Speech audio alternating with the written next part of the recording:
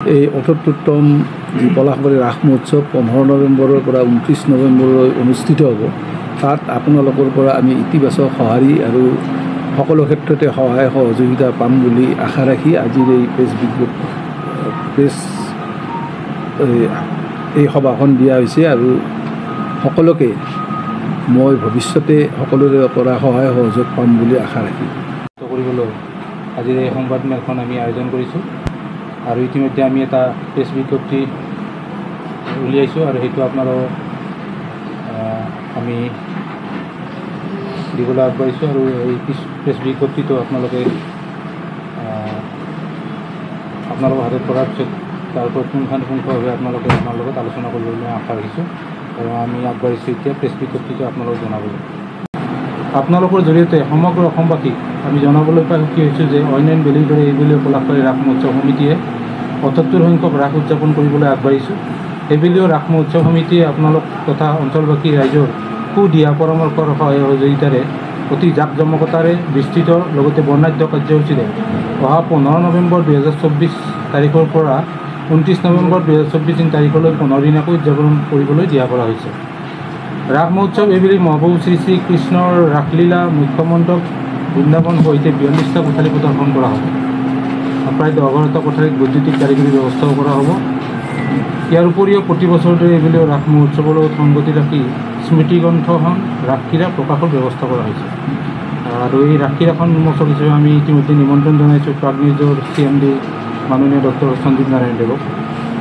তত্ত্বগধুৰ লিখনিৰে সমৃদ্ধ এই স্মৃতিগ্ৰন্থখনিয়ে ভক্তগণ ৰাইজক আকৰ্ষিত কৰিব বুলি আমি আশা ৰাখোঁ। পলাশবাৰী ৰাস মহোৎসৱৰ অন্যতম আকৰ্ষণৰ কেন্দ্ৰবিন্দু মুখ্য তোৰণ। এইবুলিও ৰাইজক মুখ্য তোৰণটি আপ্লুত কৰিব বুলি আশা ৰাখিছোঁ। ৰাইজৰ সুবিধাৰ্থে মহোৎসৱৰ পূব আৰু পশ্চিম দিশত দুটাকৈ পাৰ্কিঙৰ ব্যৱস্থা কৰা হৈছে। ৰাইজৰ সুৰক্ষাৰ বাবে পুলিচ প্ৰশাসন, স্কাউট এণ্ড গাইড, স্বেচ্ছাসেৱক তথা গাঁওৰক্ষী বাহিনী আদিৰ ব্যৱস্থা কৰা হৈছে। তাৰোপৰি অস্থায়ী স্বাস্থ্য শিবিৰ, অনুসন্ধান কাৰ্যালয়, সাংবাদিকসকলৰ বাবে আছুতীয়া কক্ষ, শিশু দুগ্ধপান কক্ষৰ ব্যৱস্থাও উপলব্ধ থাকিব। লগতে শৌচাগাৰ প্ৰস্ৰাৱগাৰৰ ব্যৱস্থা থাকিব। পলাশবাৰী ৰাস মহোৎসৱৰ সাংস্কৃতিক মঞ্চখনত বিভিন্ন কৃষ্টি সংস্কৃতিৰ সমাৰোহতে এইবুলিও তাৰ ব্যতিক্ৰম নহ'ব।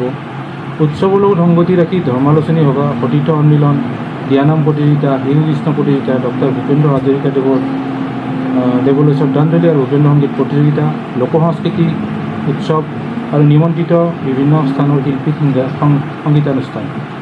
ৰাইজৰ অতিকৈ আকৰ্ষণীয় আনন্দমেলা এইবুলিও উপলব্ধ থাকিব। এইবুলিও মন্দিৰ নিৰ্মাণ সাহায্যতে উপহাৰ কুপন খেল আয়োজন কৰা হৈছে আৰু প্ৰায় ১.৫ কোটি টকা বাজেট সাপেক্ষে আয়োজন কৰা উপহাৰ কুপন খেলখন ইতিমধ্যে আজি আপোনালোকৰ উপস্থিতিতে আনুষ্ঠানিকভাৱে মুকলি কৰা হ'ল। আমি আটাইৰে সহযোগ কামনা কৰিলোঁ। এইবুলি ৰাস মহোৎসৱত প্ৰায় ১ কোটি টকা বাজেট নিৰ্ধাৰণ কৰা হৈছে। শেষত আজি উপস্থিত থকা সকলো সংবাদ মাধ্যমৰ সাংবাদিক বন্ধুলৈ আন্তৰিক ধন্যবাদ জনালোঁ। আপোনালোকৰ পৰা সুদিহা পৰামৰ্শ সহযোগিতা আশা কৰিলোঁ। আপোনালোকৰ মাধ্যমেৰে এই অনুষ্ঠানটি প্ৰচাৰ প্ৰসাৰত অসম তথা উত্তৰ পূৰ্বাঞ্চলৰ বিয়পি পৰা অধিক আশাৰে ৭৮তম পলাশবাৰী ৰাস মহোৎসৱ সমিতিৰ হয় সভাপতি আৰু দ্বিতীয় সাধাৰণ সম্পাদক আমি পংকজ দাস, অৰূপ দাস, দ্বিতীয় সাধাৰণ সম্পাদক, সভাপতি মণিময় কৰ্মী। অসমৰ সংবাদ জগতখনৰ বাবে এক সুখবৰ। নৰূপ নসাজেৰে প্ৰায় ৩০ বছৰীয়া অভিজ্ঞতাপুষ্ট সাপ্তাহিক কবচ পুনৰ এবাৰ ৰাজ্যৰ মাজলৈ। স্বত্বাধিকাৰী প্ৰণীতা কলিতাৰ দ্বাৰা প্ৰকাশিত আৰু অমৰজ্যোতি প্ৰিণ্টাৰ্ছ, গুৱাহাটী কমাৰ্চ কলেজৰ বিপৰীত ফালে মুদ্ৰিত। আমাৰ ঠিকনা মুখ্য কাৰ্যালয় অসম ফৰেষ্ট স্কুল, হৰি মন্দিৰ পথ, গুৱাহাটী আৰু অস্থায়ী কাৰ্যালয় Kalita market, Bijoynagar, Kamrup, Assam.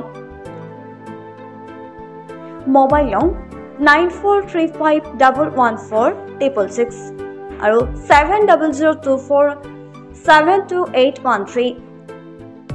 Mail ID prabhatiahom@gmail.com।